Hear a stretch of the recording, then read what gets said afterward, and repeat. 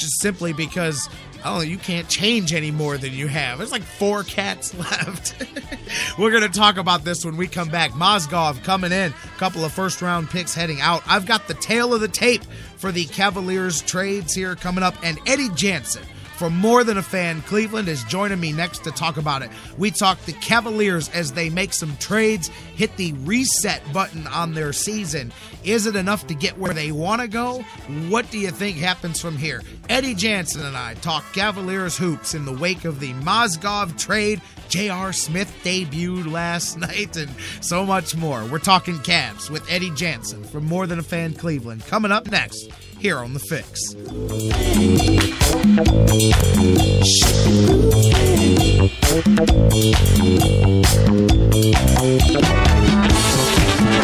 Show them how we do it now.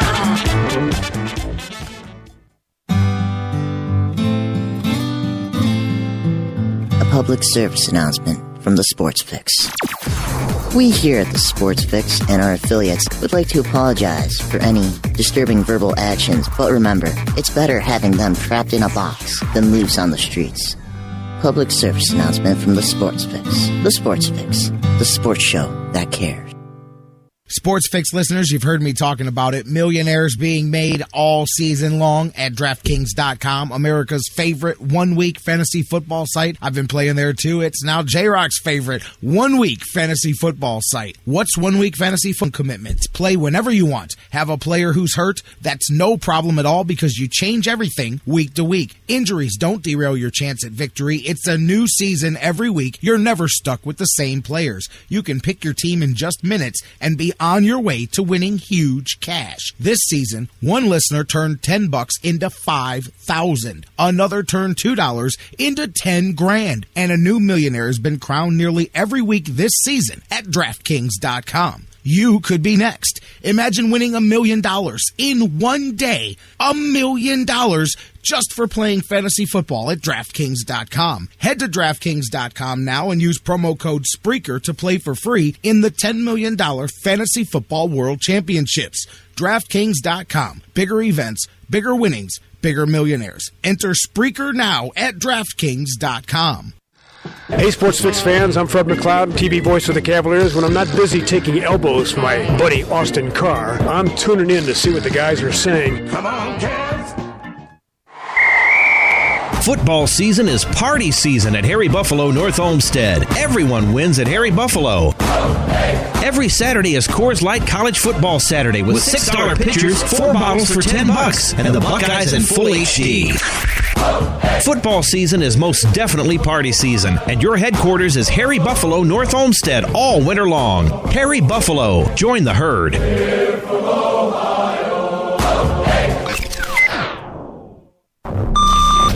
Fantasy sports lovers, you put so much time, hard work, and effort into playing week to week that it quickly stops being a fantasy and starts getting real. And when the smoke clears, you want to show off those victories with a real prize. I mean, a really real prize. Nobody does that like Fantasy Jocks. The crew over at Fantasy Jocks have beautiful, high-quality, and heavy-duty championship belts, rings, trophies, and so much more for all your fantasy sports needs. There's literally only one place to go. FantasyJocks.com.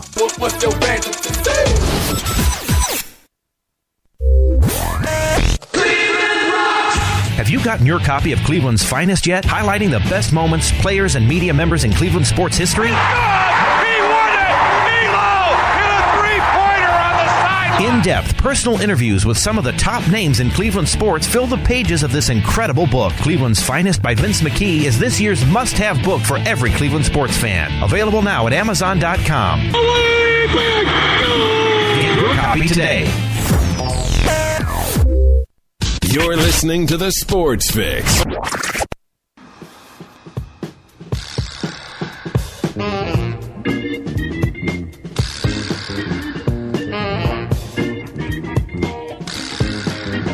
Come on, Cavs! Welcome back to the Sports Fix. Yeah, Cavs, well, they're trying something to make it happen, that's for sure. Welcome back to the Sports Fix. J-Rock back with you guys here, being ready to be joined by Eddy Jansen from More Than a Fan Cleveland, Cavaliers beat writer. We're going to talk some Cavs as, not only are the winds of change swirling, but they've done swirled. And I've got the tail of the trade tape here for a minute. Trader Jack Griffin has gone to work. I'll tell you, no matter what. And I'm not saying that this is the apocalyptic moment. Listen, there's still a lot of work to be done. But, clearly you've now put in place the basic idea for what you're going to have going forward here with the addition of Mozgov. He's got a one-year deal, one-year option as well added to that, so you've got another year with him there. But the ins and outs, the listing here, it's pretty interesting.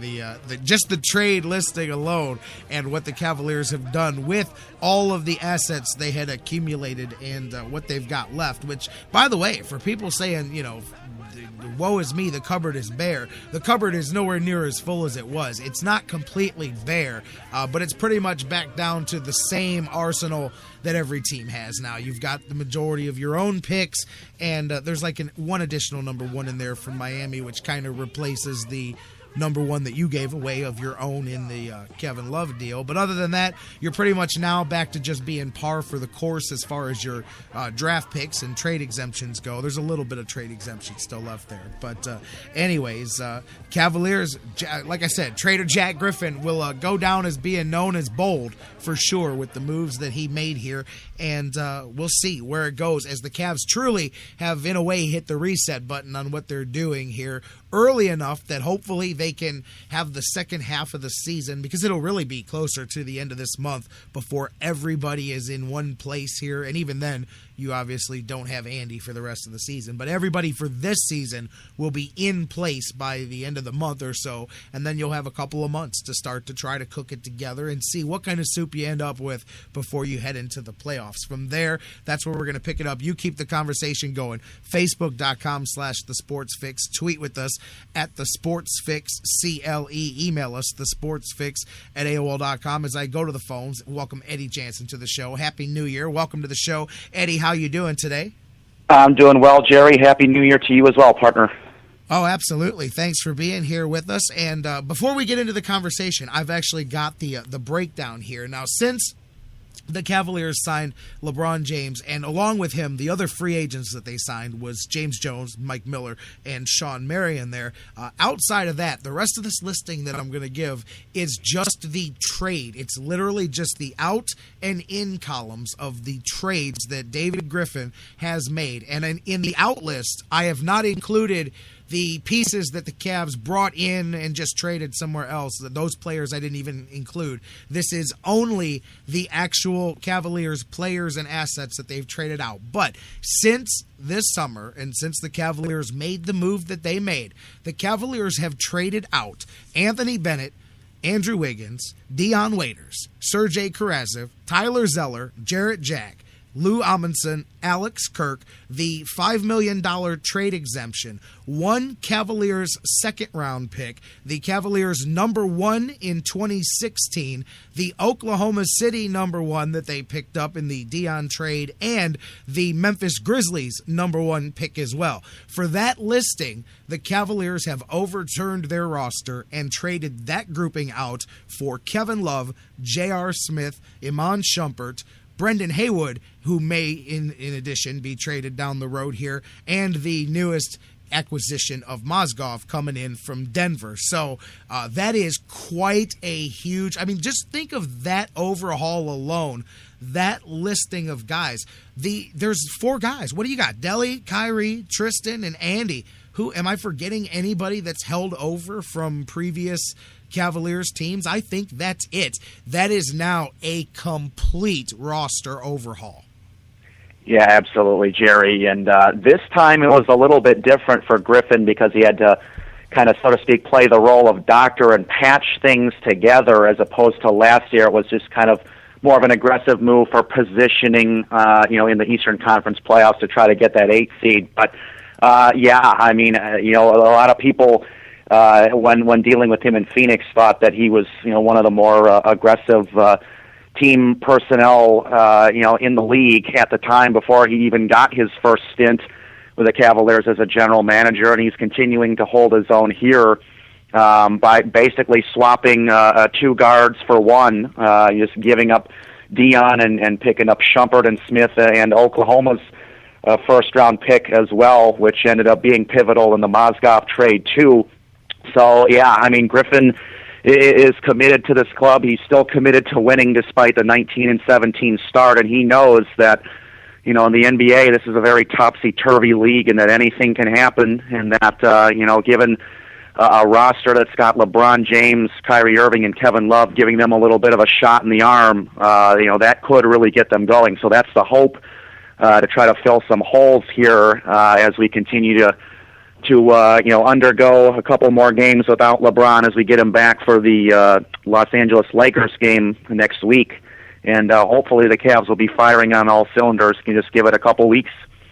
Now, Eddie, let's talk here. Now, first thing I want to say is I saw some people, which is every bit as ridiculous as the ones that threw the parade and printed championship rings back in October. Some of those people are right back on the gung-ho, we're winning a championship, guaranteed, Listen, let's be real. This is not that level of deal, but what this does is give you a chance again. Now, you're still, to me, playing behind the 8 ball, because while even with the talent that the Cavs have, other teams that are every bit as hopeful as you of winning a championship have been building chemistry for the first half of the season. You're going to be playing behind the 8 ball from there, as well as the teams that have not just been building it this season, but for several seasons. Obviously, those were going to be disadvantages anyway, but you've given yourself, as you said, a shot in the arm. But let's look at the roster, because while these are not game changers, I don't have Timofey Mozgov as some game-changing player, but in the scheme of what the Cavs need, he helps quite a bit because they have weak ball man one-on-one defenders. So now when you have that rim protector, even if he's not the greatest, he's still 7'2" practically. When you have that, now all you need to say is, hey, Kevin Love, I don't need you to actually play real defense. Just guard the three-point line. Don't let them shoot there. If it gets past you, now you've got some help behind you. Now we can protect that rim. Same thing for Kyrie. Even though I like the defensive effort Kyrie's given on most nights. Point being is you don't have the strongest group of defensive players out there for the most part, and that fixes a lot of weaknesses and a lot of holes in your team there. You got 2 longer players, even though I am very much not in the favor of bringing J.R. Smith into this locker room. I don't care that he's had some fun playing ball with LeBron before and he promises to be a good guy. Andrew Bynum promised to be a good guy when he came in here too. Everybody promises that the sky is going to be blue and the grass is going to be green and we're all going to win championships together until a couple of bad, gun them and shoot them up nights. All of a sudden, I don't know how.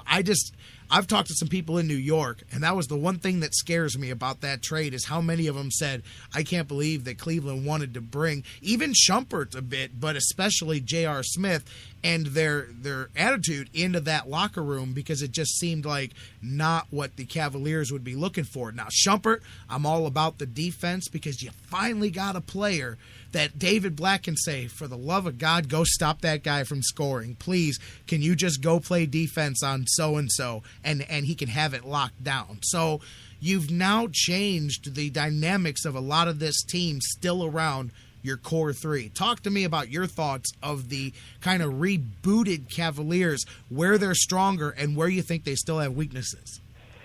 Well, Jerry, pretty much the whole point and the emphasis of these moves was to fill some holes. I mean, like you said, they're not really going to work any miracles, but for the time being, with LeBron out, with Anderson Varejao out, they're going to fill some holes, and they'll be able to patch up a couple of things and really fine-tune a couple of things, especially on the defensive front, as we eagerly await the return of the King. I guess you could say the second coming of the King, or the third coming, or whatever coming you'd want to say.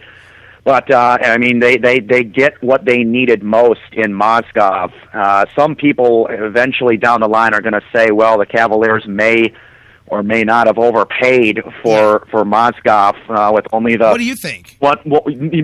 Maybe. I mean, 2 first-rounders, if that's what it's going to take to get a shot blocker in Mozgov, then so be it. But 2 first-rounders is quite a bit. Yeah.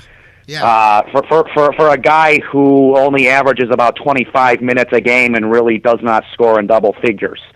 So essentially what they did is they gave up 2 first-rounders for